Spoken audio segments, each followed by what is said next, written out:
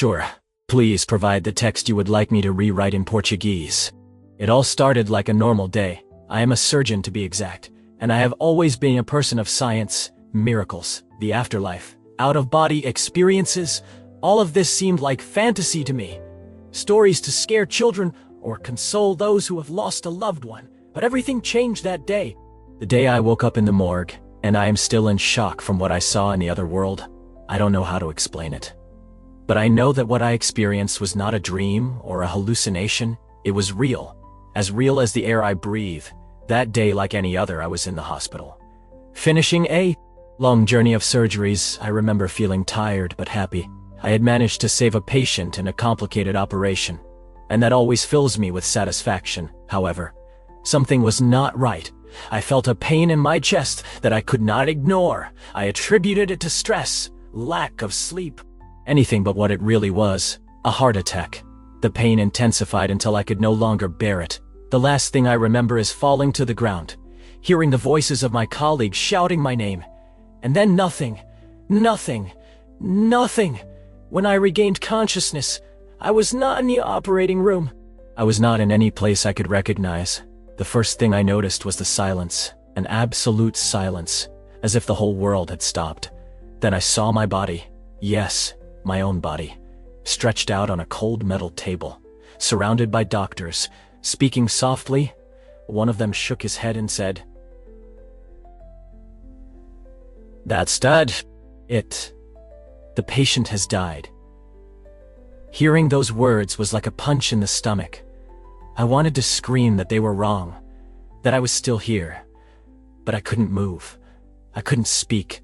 My heart had stopped beating, but my mind was still functioning. It was as if I was trapped in a limbo, aware of everything, but unable to interact with the world. At that moment, something changed. Suddenly, I was no longer in the operating room. I came floating, as if I had been ripped from my body and taken to another place. I couldn't feel my body, but I knew it was still me. It was a strange sensation, If my essence, my soul, had been separated from everything that is physical, the first thing I thought was, this is death, but I didn't feel fear. At least not at first. Just confusion. How could it be that I was still conscious if my body no longer worked? Then everything went dark. It wasn't a normal darkness like the one you experience when you close your eyes. It was something deeper, denser. It was as if I'd fallen into an abyss. Yet I couldn't see, I couldn't feel, but I knew I still existed. It was a paradox. I was aware of my own existence, but I had no way to interact with anything. I asked myself if this was the end, if this darkness was all that remained after death. But something inside me said no, that this was just the beginning. Suddenly the darkness began to dissipate. It wasn't gradual. It was as if someone had turned on a light in the middle of nowhere. At first it was so bright it hurt, even though I didn't have eyes to feel the pain.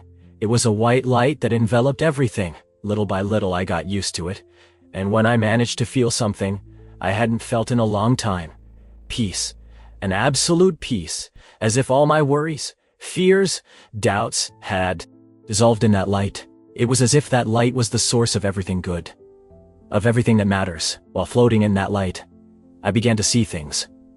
They weren't clear images, but rather sensations, emotions. I saw my family, my friends, my patients.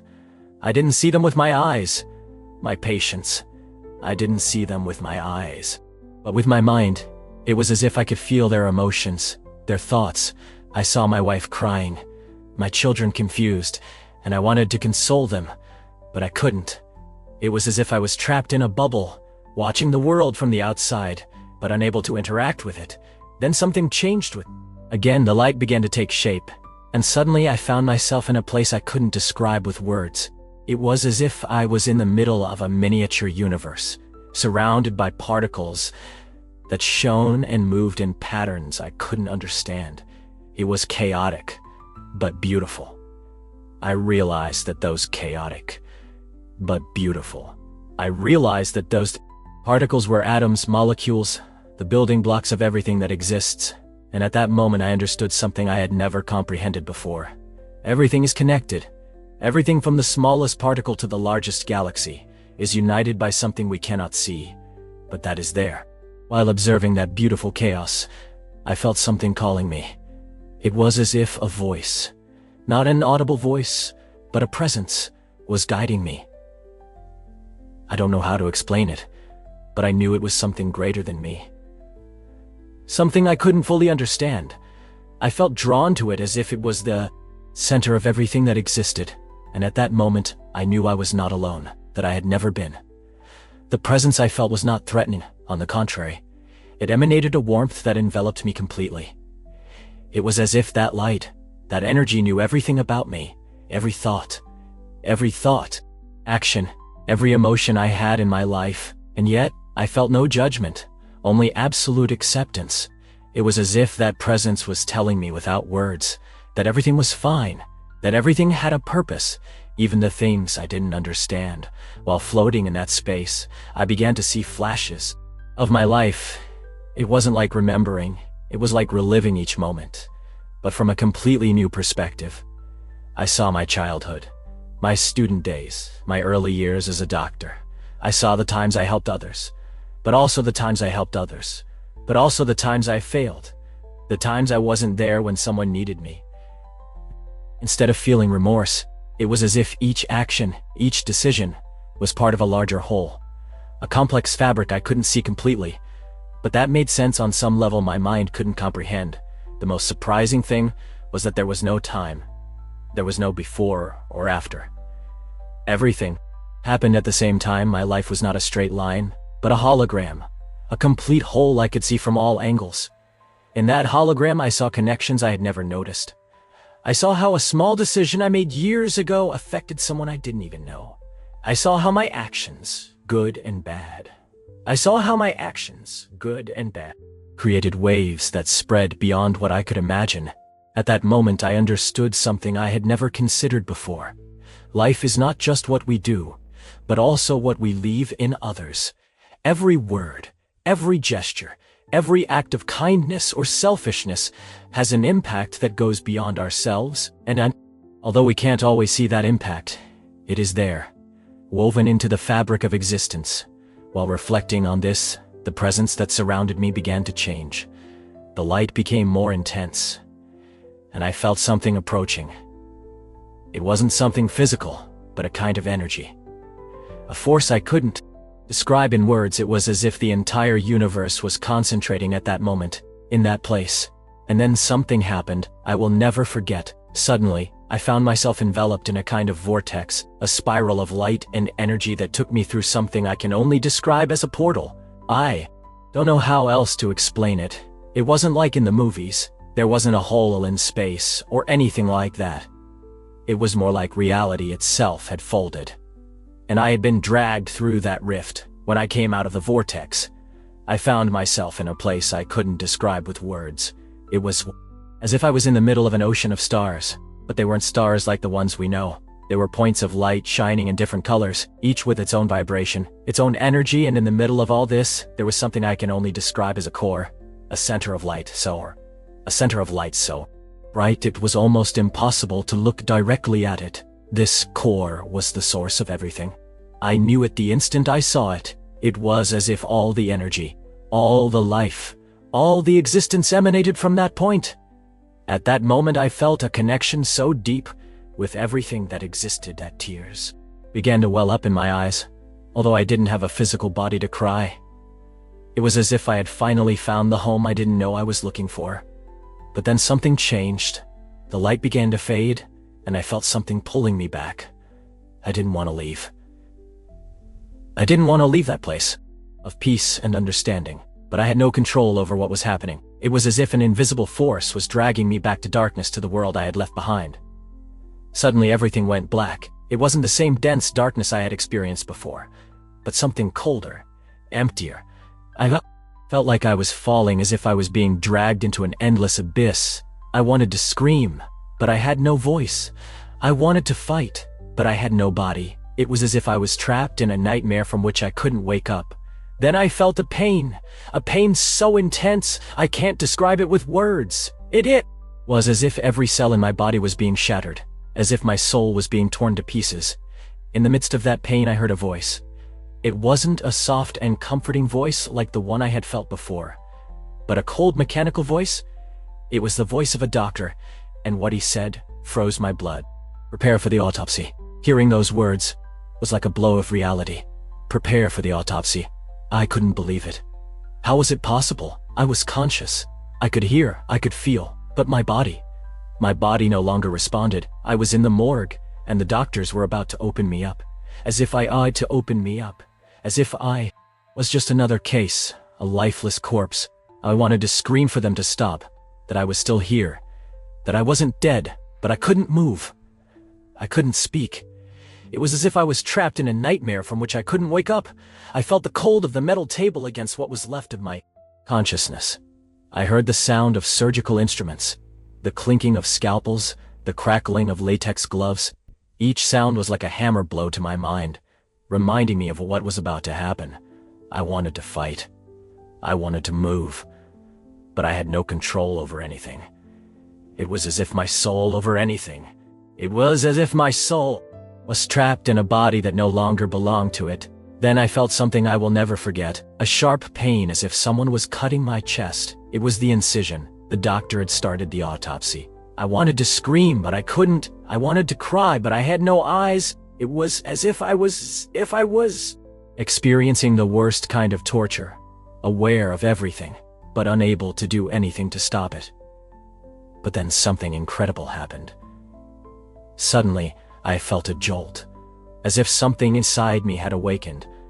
I don't know how to explain it, but it was as if my body, my true body, had reacted to what was happening. I opened my eyes.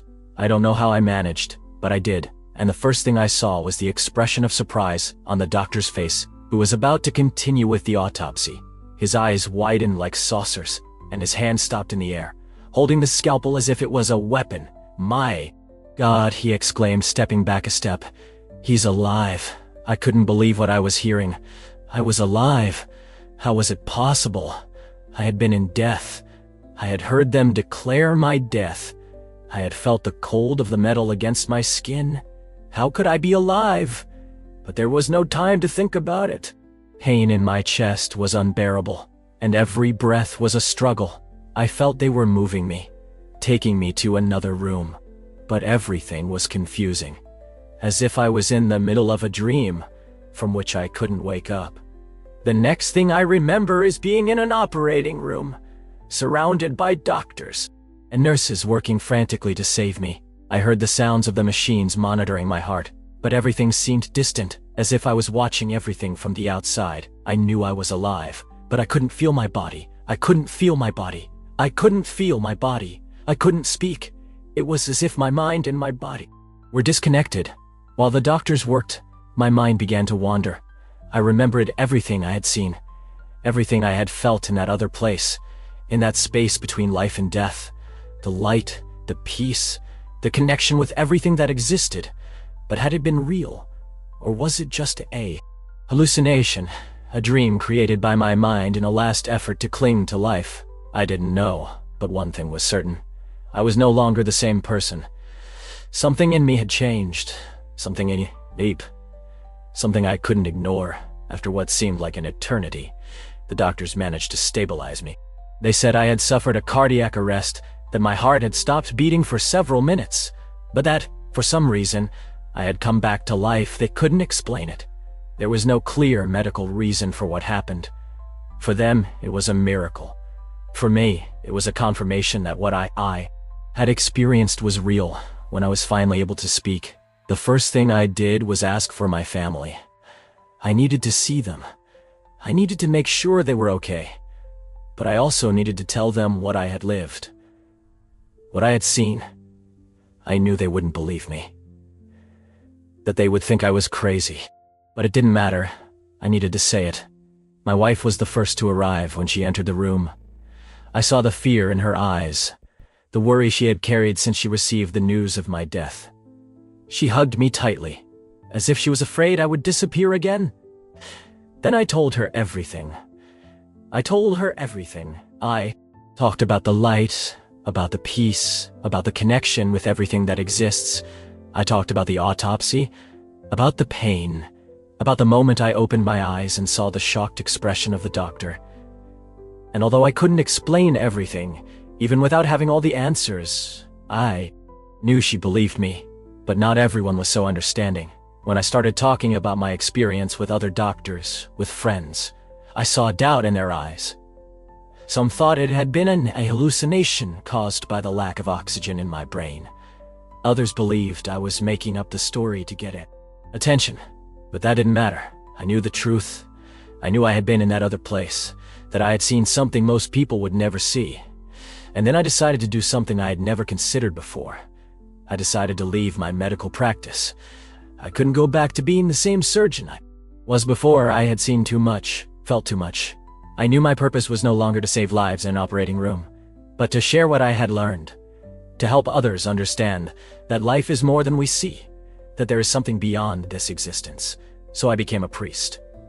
It wasn't an easy decision, but it was the right thing to do. Now I spend my days talking to people who have lost their loved ones, who are afraid of death, who are seeking answers, and although I don't have all the answers, I tell them what I know, that death is not the end, that there is something more, something beautiful, something we cannot fully understand, but that is there waiting for us. Since that day in death, my life has been a constant journey of discovery and transformation. I am no longer the same man I was before, the skeptical surgeon who believes science explained everything. Now I know. There are mysteries that go beyond what we can measure or understand, and that death is not the end, but just a stage in a much larger journey.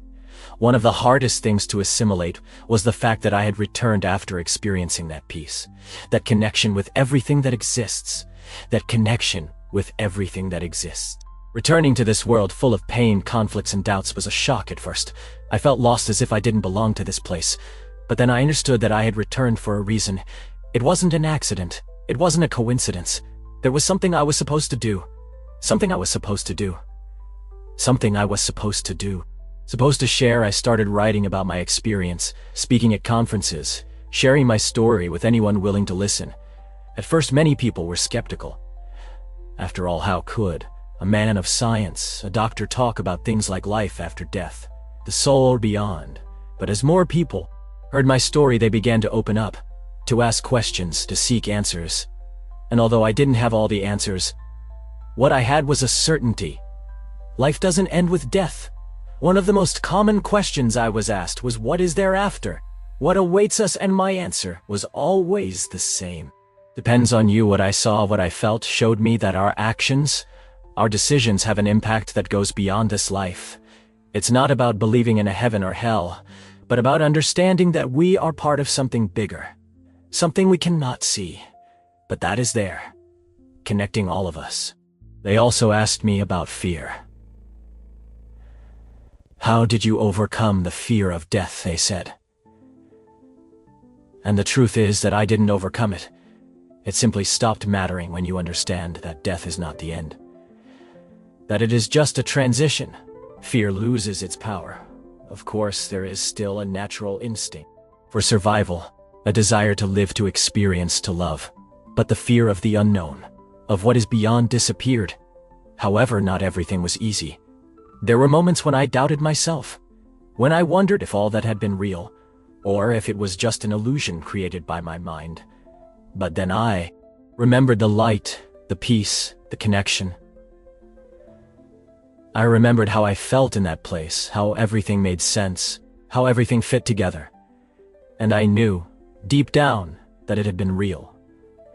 One of the most impactful moments after my return was when I met with my neighbor's family. I remembered that neighbor's family. I remembered that during my experience, I had seen their newborn baby crying inconsolably. At that moment, I couldn't do anything. But when I returned, I knew I needed to help.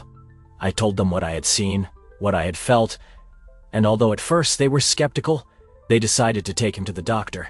It turned out the baby had a condition they hadn't detected, and thanks to that, they were able to treat him in time. For me, that was further confirmation that what I experienced hadn't been a dream. Today, my life is very different from what it was before. Now I don't spend my days in a surgical center, but in a church, talking to people who seek comfort, who seek answers. And although I don't have all the answers, what I have is a certainty. Life is a gift, and every moment, every decision,